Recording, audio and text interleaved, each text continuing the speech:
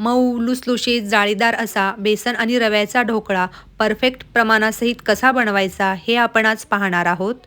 नमस्कार, मी निशा आपल्या सर्वांचं खूप मनापासून स्वागत करते निशा स्वाद किचनमध्ये. सर्वात आधी आपण ढोकळ्यासाठी काय काय साहित्य लागेल हे पाहूयात. तर ढोकळा बनवण्यासाठी इथे मी 2 वाटी बेसन घेतलेलं आहे आणि त्याच वाटीनी 1 वाटी रवा घेतलेला आहे. तर तुम्ही इथे कुठल्याही वाटीचा वापर करू शकता. तर इथे मी अर्धा टेबलस्पून सोडा घेतलेला आहे, चवीनुसार मीठ घेतलेलं आहे, 2 टेबलस्पून साखर घेतलेली आहे, चिमूटभर हळद घेतलेली आहे, अर्धा टेबलस्पून लिंबूसत्व घेतलेलं आहे. चला तर मग आता आपण ढोकळा बनवूया. तर इथे मी 1 ग्लास कोमट पाणी करून घेतलेलं आहे.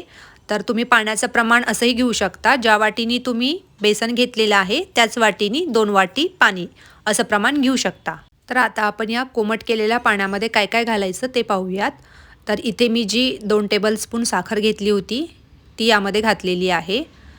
यामध्येच चवीनुसार मीठसुद्धा घालायचं आहे आणि यामध्येच आपण जे लिंबूसत्व घेतलेलं होतं अर्धा टेबलस्पून ते सुद्धा यामध्येच घालायचं आहे आणि यामध्येच चिमूटभर हळदसुद्धा घालायची आहे आणि सोडा आपण शेवटी घालणार आहोत. आता आपल्याला याला छान मिक्स करून घ्यायचं आहे, म्हणजे आपण जी साखर लिंबूसत्व घातलेली आहे ते छान विरघळल्या गेलं पाहिजे. इथे तुम्ही नॉर्मल रूम टेम्परेचरच्या पाण्याचा सुद्धा वापर करू शकता. कोमट पाण्याचा वापर यासाठीच करायचा की आपण जी साखर आणि लिंबूसत्व घातलेलं आहे ते पटकन विरघळल्या जाईल, म्हणून मी कोमट पाण्याचा वापर केलेला आहे. तर ढोकळ्याचं मिश्रण तयार करण्याच्या आधी आपण इथे पाणी बॉईल करण्यासाठी ठेवूया. तर त्यासाठी इथे मी गॅसवर एक मोठी कढई ठेवलेली आहे आणि त्यामध्ये अशा प्रकारे एक स्टँड ठेवलेलं आहे आणि आता यामध्ये आपण पाणी घालून याला बॉईल करण्यासाठी ठेवूया आणि तोपर्यंत आपण ढोकळ्याचं मिश्रण तयार करूया. तर इथे मी ढोकळे बनवण्यासाठी अशा प्रकारचं ताट घेतलेलं आहे आणि याला छान सर्व साईडनी तेल लावून घेतलेलं आहे. तर तुम्ही इथे ताटाऐवजी कुकरचा डब्बा किंवा आपण केक बनवण्यासाठी जो टीन वापरतो तो सुद्धा घेऊ शकता. तर आता आपण ढोकळ्याचं बॅटर तयार करून घेऊया. तर त्यासाठी इथे मी एक भांडं घेतलेलं आहे, त्यामध्ये बेसन घातलेलं आहे. आपण जे 2 वाटी बेसन घेतलं होतं आणि 1 वाटी रवा घेतलेला होता ते यामध्ये घालायचं आहे आणि आता यामध्ये 2 टेबलस्पून तेलसुद्धा घालायचं आहे. तर इथे मी 2 टेबलस्पून तेल घातलेलं आहे आणि आपण जे पाणी तयार केलेलं होतं ते घालायचं आहे. यामध्ये जी साखर आणि लिंबूसत्व घातलेलं होतं ते छानपैकी मिक्स झालेलं आहे आणि आता हे पाणी थोडं थोडं करत आपल्याला या बॅटरमध्ये घालायचं आहे. तर अशा प्रकारे थोडं थोडं घालायचं आणि पिठाला छान मिक्स करत जायचं. एकदाच नाही घालायचं, नाहीतर त्याच्या गाठी तयार होतील. तर अशा प्रकारे हे थोडं थोडं पाणी घालून मी याला छान मिक्स करून घेते. तर तुम्ही पाहू शकता इथे मी हे बॅटर छान मिक्स करून घेतलेलं आहे आणि याला थोड्या वेळ फेटूनसुद्धा घेतलेलं आहे आणि आता यामध्ये आपण सोडा घालणार आहोत आणि सोडा ॲक्टिवेट करण्यासाठी आपण यावर थोडंसं पाणी घालणार आहोत आणि या पाण्याने सोडा ॲक्टिवेट झाला की आपण याला मिक्स करून घ्यायचं आहे. तर अशा प्रकारे मी आता याला मिक्स करून घेते. आता हे बॅटर छान मिक्स झालेलं आहे. तर आता आपण या बॅटरला लगेचच ज्या ताटाला तेल लावून घेतलेलं होतं त्यामध्ये काढून घेऊया. तर तुम्ही पाहू शकता बॅटरची कन्सिस्टन्सी कशी आहे. तर अशी कन्सिस्टन्सी असली पाहिजे.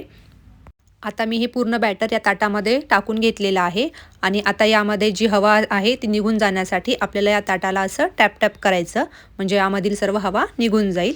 आणि आता इथे पाण्याला सुद्धा उकळी आलेली आहे.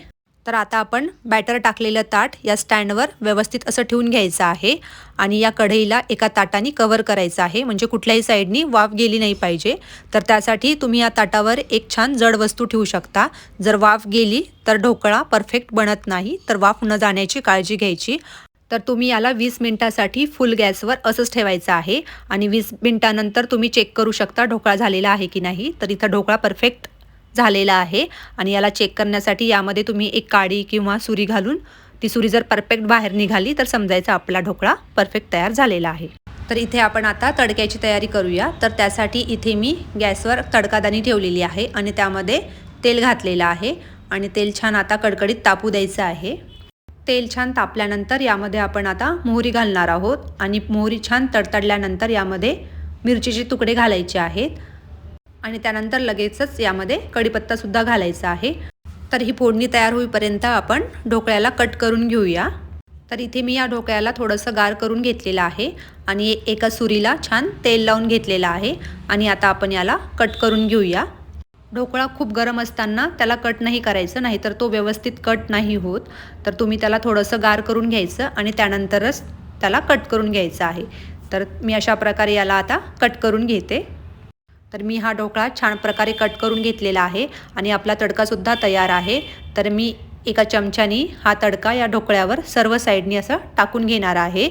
म्हणजे तो सर्व ढोकळ्याला व्यवस्थित असा लागला गेला पाहिजे. तर अशा प्रकारे हा संपूर्ण तडका या ढोकळ्यावर आपण टाकून घ्यायचा आहे. आणि यावरच थोडी कोथिंबीरसुद्धा घालायची आहे. तर तुम्ही पाहू शकता आपला ढोकळा तयार झालेला आहे. तर ढोकळा अगदी सॉफ्ट तयार झालेला आहे आणि त्याला जाळीही तेवढीच छान आलेली आहे. तर तुम्ही हा ढोकळा चिंचेच्या चटणीसोबत खाऊ शकता आणि या ढोकळ्याची चवसुद्धा खूप छान लागते. तर तुम्हीसुद्धा ही रेसिपी नक्की ट्राय करा. तुमचाही ढोकळा अगदी मऊसूद, लुसलुशीत, जाळीदार असा परफेक्ट बनेल. आणि तुम्हाला ही रेसिपी कशी वाटली हे कमेंट बॉक्समध्ये नक्की सांगा. थँक्यू.